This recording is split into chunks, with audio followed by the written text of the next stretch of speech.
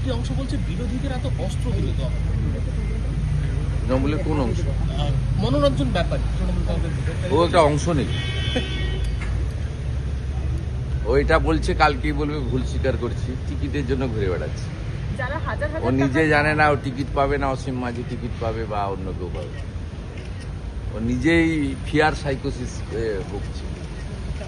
বলাগড়ে যে ভারতীয় জনতা party লোকসভাতে lead নিয়েছে লকেট চট্টোপাধ্যায়, কয়েকদিন আগে আমি সভা করে এসেছি। যা বালি চুরি করেছে, যা দুর্নীতি হয়েছে ওখানকার মানুষ এবারে ওদেরকে অনেক ভোটে হারাবে। কিন্তু তার তথ্য তো সবার কাছে ঘুরছে, 58 লক্ষ সামথিং, এবং এটা যা পাওয়া যাচ্ছে অথেন্টিক। কিন্তু এটা তো আপনাদের প্রথম থেকেই জানতে হবে যে এরা নোটিশ পাবেন না। এরা যদি জেনুইন কেউ বাদ গিয়ে থাকেন 6 নম্বর ফর্মে আবেদন করতে পারবেন, এবং সেক্ষেত্রে তাকেই প্রমাণ করতে হবে যে এই তথ্যটা ঠিক নয়। এটা হচ্ছে ইলেকশন কমিশনের গাইডলাইন এবং টেকনিক্যাল দিক। এবারে যারা আপনার 6 বছর বয়সে ভোটার হয়ে গেছেন, 15 বছর বয়সে বিয়ে করেছেন, 2টো বাচ্চা হয়ে গেছে, বাবার নাম খলিল, বাবা থাকে খুলনাতে, এখানে মালদার একটা খলিলের নাম দিয়ে দিয়েছেন। বাবার নাম, নিজের নাম মফিজুল, বাবার নাম সিরাজুল, সিরাজুল থাকে বরিশালে, মুর্শিদাবাদ থেকে একটা সিরাজুল জোগাড় করে দিয়ে দিয়েছেন। এদেরকে প্রমাণ করতে হবে যে আমার বাবা বরিশালের সিরাজুল নয়, মুর্শিদাবাদের সিরাজুল। এইটার জন্য নোটিশ যাবে। 77 নম্বর ওয়ার্ড নিয়ে কি বলেন, কতগুলো নাম বাদ দিলেন? 77 নম্বর ওয়ার্ড নিয়ে কি বলেন, কতগুলো নাম বাদ দিলেন? কোন 77? 77 নম্বর ভবানীপুর। ভবানীপুরে তো অনেক বাদ গেছে, মিডিয়া তো দেখিয়েছে যে আপনারা টেবিলটা দেখিয়েছেন, তাতে প্রথম মুখ্যমন্ত্রীর নাম আছে 45,000 সামথিং, তারপরে আমার বিধানসভা কেন্দ্র আছে 10,500। এটা তো সবাই জানে। এবারে ওয়ার্ড ওয়াইজ, বুথ ওয়াইজ কত বাদ গেছে সেটা সকলের হাতেই আছে, নতুন করে বলার কিছু নেই। পরিষ্কার পরিচ্ছন্ন ভোটার লিস্ট হচ্ছে। এই ভোটগুলো বিজেপি বা বিজেপির সমর্থকরা দিত না, 7 দফা 8 দফার সুযোগ নিয়ে তৃণমূলের লোকরাই দিত। এবং পুলিশের লোকেদেরকে, এই যে উপনির্বাচন হয়েছিল আমার কাছে হারার পরে, সেই উপনির্বাচনের ভোটটা পুরো আপনার যে আলিপুরে যে পুলিশ লাইন্স রয়েছে সেখান থেকে কন্ট্রোল করা হয়েছিল, পুলিশ ওয়েলফেয়ার অ্যাসোসিয়েশন থেকে, এবং তারা ছাপ্পা মেরেছিল। এই ভোটগুলো তো ছাপ্পা মারা বন্ধ হলে ক্ষতিগ্রস্ত তো তৃণমূল কংগ্রেসই হবে, কারণ এই ভোটটা তো অন্য কেউ দেয় না, দিতে পারেও না। অতএব আমাদের যে প্রাপ্ত ভোট গত লোকসভা নির্বাচনে ছিল, সেই ভোট বাড়বে, কমবে না। এবং সেই ভোটারদের একজন ভোটারের নাম বাদ যায়নি, কারণ সেই ভোটাররা ভুয়া ভোটার ছিলেন না। প্রক্সি আমাদের লোকদের দেয়নি বা দেওয়ার মানসিকতাও নেই। আর সাথে সাথে যা কমার, যা যাওয়ার, যা পরিষ্কার পরিচ্ছন্ন হওয়ার, এটা তৃণমূলেরই ক্ষতি হবে, এটা অন্য কারো ক্ষতি হবে। তৃণমূল একটা অভিযোগ করছে যে মহাত্মা গান্ধীর দেওয়া নাম, গান্ধীজিকে দেওয়া রবি ঠাকুরের নাম মহাত্মা, সেটা মুছে ফেলার চেষ্টা করছে, নাম বদল। এবং তারা বলছে ময়দানে নামবো, কারণ মহাত্মা রবীন্দ্রনাথ ঠাকুরের দেওয়া। ওরা আগে চাঁচলে ওদের ছাত্র নেতা কেন রবি ঠাকুরের ছবি পোড়ালো, ওটা নিয়ে ময়দানে নামুন। ও তো জামিনও পেয়ে গেছে, 2 দিন ধরে গ্রেপ্তার করেনি। আমরা যখন ICCR থেকে রবীন্দ্র সদন পর্যন্ত বিক্ষোভ করি, আমাদের ঢুকতে দেওয়া হয় না।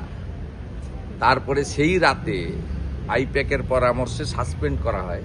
সাসপেন্ড করার পরে যদি তৃণমূলের কোনো পদে থাকেন, সে যে স্তরেরই থাকুন না কেন, পুলিশ যদি ধর্ষণও করেন, গ্যাং রেপও করেন, গ্রেপ্তার করতে পারবে না। সাসপেন্ড করার পরে পুলিশ তাকে পরের দিন গ্রেপ্তার করেছে। তাই এই জামাতি তৃণমূলকে বলবো, তারা বরঞ্চ 2টো মিছিল করুক। একটা হচ্ছে চাঁচলে বিশ্বকবির ছবি পোড়ালো কেন, জবাব চাই, জবাব দাও। আরেকটা আজকের বাংলাদেশ, সেখানে জামাতি মৌলবাদীরা অবনীন্দ্রনাথ ঠাকুরের ফার্ম হাউস পুড়িয়ে দিল কেন, আর রবীন্দ্রনাথ ঠাকুরের নাম মুছতে চাইছে কেন, জামাত হেফাজত তার বিরুদ্ধে একটা মিছিল করুক। কারণ ওনার সঙ্গে তো জামাতের সম্পর্ক ভালো, উনি সিদ্দিকুল্লাহ চৌধুরীকে দিয়ে মধ্যস্থ করতে পারেন, সিদ্দিকুল্লাহ চৌধুরীর সঙ্গে ওদের যোগাযোগ আছে। দাদা এর মধ্যে তো ইমাম সম্মেলনও করছেন মুখ্যমন্ত্রী, মানে গীতা পাঠে তাকে দেখা গেল না, অথচ ইমাম সম্মেলন করতে ইমাম সম্মেলন কোথায় করছে? হুগলিতে করার কথা। এবং না, ওটা তো দেখুন ধর্মীয় অনুষ্ঠান, আমি জানি ওদের বিশ্ব ইজতেমা হয় কমপ্লিটলি ওখানে। আমি যা দেখেছি আমার নন্দীগ্রাম এলাকায়, আমি দীর্ঘদিন ধরে আছি বা অনেক জায়গায়, ওখানে তো কোনো হিন্দু ধর্মের লোক বা ইসলাম ধর্ম মানেন না এমন কোনো লোকের ওখানে প্রবেশ নেই। যদি মমতা ব্যানার্জি যেটা আপনি বলছেন সত্যিকারে যান, তাহলে এটা একটা ব্যতিক্রমী হবে এবং ওনাদের বিশ্ব ইজতেমার যে আমি জানি যেটুকু ধর্মীয় অনুশাসন আছে তার পরিপন্থী হবে। এটা আপনার মুখ থেকে শুনেই বলছি। আমার মনে হয় এটাতে ওরা আমন্ত্রণও করবে না, ওনার যাওয়ার সুযোগও নেই। উনি সুযোগ নেওয়ার চেষ্টা করবেন, কারণ হুমায়ুন কবির যেভাবে এখন মুর্শিদাবাদে জলসা শুরু করেছেন সিংহাসনে বসে, মারাত্মক সব জলসা, সেই জলসার ভাষণ পশ্চিমবাংলায় নতুন মাত্রা দিচ্ছে। হুমায়ুন কবির বলছেন, গত দুটো জলসার ভিডিও আমার কাছে এসেছে, তিনি বলছেন যে গঙ্গাসাগর মেলায় এত টাকা খরচ হবে কেন। তিনি বলছেন 1,10,000 টাকা পুজো কমিটিকে দেওয়া হবে কেন। তিনি বলছেন ধর্মীয় আলোচনাতে, জলসাতে তিনি বলছেন যে আমাদের ট্যাক্সের টাকায়, যেখানে মুসলমানদেরও অধিকার রয়েছে, অংশ আছে, জগন্নাথ মন্দির করবেন কেন। তিনি বলছেন 1200 কোটি টাকার সম্পত্তি স্বাস্থ্য ভবন হওয়ার কথা নিউ টাউনে দুর্গাঙ্গনের জন্য দেওয়া হবে কেন। সেই জন্য তিনি বলছেন 90টা আসন থেকে মুসলমানকে জেতাতে হবে, যাতে মুসলিমরা আগামী 5 বছর যে সরকার হবে তাকে নিয়ন্ত্রণ করতে পারে। এ এক বিপজ্জনক ট্রেন্ড, বিপজ্জনক ভাষা। এরকম কোনো রাজনৈতিক ব্যক্তিত্ব, এমনকি কোনো ধর্মীয় নেতাও, গীতা পাঠের দিন অনেক জাতীয় স্তরের সন্তরা এসেছিলেন, কুরুক্ষেত্রের জ্ঞানানন্দ মহারাজ থেকে, বাগেশ্বর ধাম থেকে অনেকেই এসেছিলেন, সাধ্বী রীতাম্বরা থেকে। তারা হিন্দু ধর্ম এবং গীতা নিয়েই বলেছেন, তারা অন্য ধর্মের বিষয়ে কোনো কথা বলেননি। এটা উচিত নয়। স্বামী বিবেকানন্দের মাটি সবসময় শেখায় নিজ ধর্মে আস্থা, অপর ধর্মে শ্রদ্ধা। কিন্তু হুমায়ুন কবির যে কথাবার্তা ধর্মীয় জলসায় গিয়ে বলছে, এ এক বিপজ্জনক ট্রেন্ড। এটা মমতা বন্দ্যোপাধ্যায় জন্যই হয়তো কার্যত হচ্ছে। আমরা তো খুব পরিষ্কার, আমি অন্তত গত কয়েকদিন এই আপনার বেলডাঙ্গার ওনাদের 6 তারিখের অনুষ্ঠানের পরে আমি বলেছি, পশ্চিমবাংলার মানুষকে ঠিক করতে হবে, যিনি আরব সংস্কৃতি এবং হানাদার ছিলেন, বলাৎকারী ছিলেন, ধর্ষণকারী, লুট করতে এসেছিলেন, সেই আরব সংস্কৃতির মোগল পাঠানদের নাম এখানে থাকবে কি থাকবে না। আগামী বিধানসভা নির্বাচনে যদি মমতা ব্যানার্জি জেতে, তাহলে বিনা অনুমতিতে তিনি শিলান্যাস করিয়েছেন পুলিশ প্রোটেকশন দিয়ে। তিনি বাবরের নামে ধর্মীয় প্রতিষ্ঠানটা কার্যত, তিনি যদি ক্ষমতায় আসেন, মানে উনি তো এখন আছেন, তাহলে কিন্তু উনি বাধা দেবেন না, বাধা দেওয়ার ক্ষমতা ওনার নেই। আর হুমায়ুন কবিররা যদি 90টা আসন নিয়ে আসে, তাহলে বাবরের নাম একটা জায়গায় লেখা হবে না, প্রত্যেকটা জায়গায় কিন্তু আকবর, শাহজাহান, ঔরঙ্গজেব, হুমায়ুন এবং বাবরের নাম লেখা হবে। আর ভারতীয় জনতা পার্টিকে যদি আপনারা আনেন, তাহলে ধর্মীয় প্রতিষ্ঠানে আমরা বাধা দেব না, কিন্তু বাবরের সাথে সাথে তার বাবা ঠাকুরদা কারোর নাম লিখতে দেব না।